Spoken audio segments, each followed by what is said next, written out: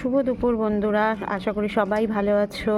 আজকে বেশ রোদ্দুর আর চারিদিকে বেশ একটা গরম গরম ওয়েদার। তো আবহাওয়াও বেশ গরম, আর এই গরমে মধ্যে আমি দেখো আম কেটেছি, একটু শুকাবো, আচার করব। তো চারিদিকে ভাবলাম যে বেশ গরম রয়েছে, এই রোদ্দুরে যদি আমার আমগুলো ভালো করে শুকিয়ে যায় তাহলে ভালো আচার হবে।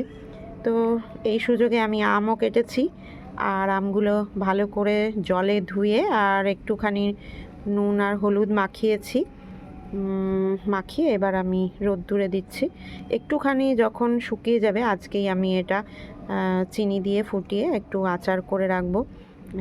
এই আচারটা খেতে ভীষণ ভালো লাগে, আর 1 বছর পর্যন্ত এই আচারটা ঠিক থাকে। আমি বানাবো, তোমাদের দেখাবো তখন। এখন একটুখানি রসটা যাতে শুকায় আমের, সেই জন্য একটুখানি হলুদ দিয়ে এটা আমি রোদ্দুরে দিয়ে শুকিয়ে নেব। আর আজকে প্রচণ্ড রোদ্দুর উঠেছে, আশা করি আমার আমগুলো এইগুলো ভালোই একটু শুকিয়ে যাবে। তো তোমাদের কেমন লাগলো জানিও। আজকে সব বাড়িতে তোমরা কি কি করছো জানিও। সবাই ভালো থেকো, সুস্থ থেকো, টাটা।